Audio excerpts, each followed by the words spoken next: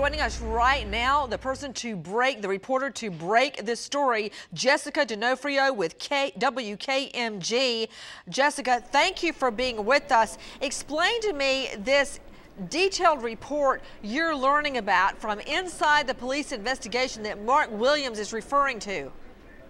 Well, we now know a time frame of death, Nancy. What wound up happening is that the forensic entomologists and the forensic botanists that were brought into this case to analyze the terrain and the bug life around where the body was found, they've returned their reports now. Now what we can see is that they have narrowed down a time frame of death, not an exact day, but a time frame of death to June, which directly corresponds with what investigators have been saying for quite some time now. They know that Caylee was last seen on or around June 16th.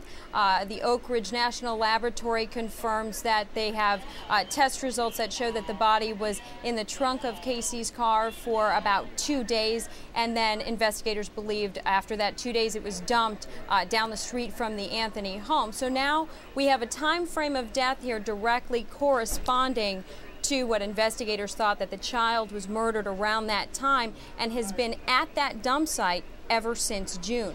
Well, we also hold on. According to this inside report, it says that the body is believed to have been dumped on June 18. And excuse me, yes, June 18th. Yes, which means that we also know it confirms the body was in the trunk for 2 days, according to this report, which pinpoints the time of death as June 16, the day of June 16. Not a time frame, not a month, not a week, June 16. Absolutely, Nancy, but when you talk to forensic entomologists and when you talk to forensic botanists, what they specialize in this kind of case is a time frame. They'll always correct the reporter and say, we can only pinpoint a time frame, but you're absolutely right.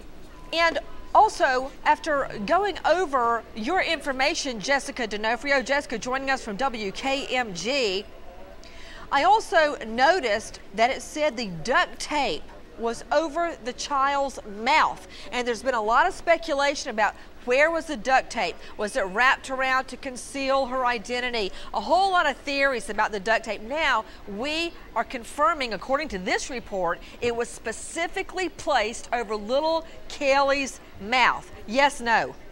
Yes. What else can you tell us, Jessica? I can tell you that, when they made a positive ID on the body, they used the skeletonized remains to make that positive ID on Caylee. They used her bones. But they also now have run tests on the hair that was found at the dump site near the skeleton there. And they have now been able to confirm that the hair found at that dump site was the hair found in the trunk of Casey Anthony's car. So what it means is that investigators can now directly place Caylee's body in the trunk of Casey Anthony's car.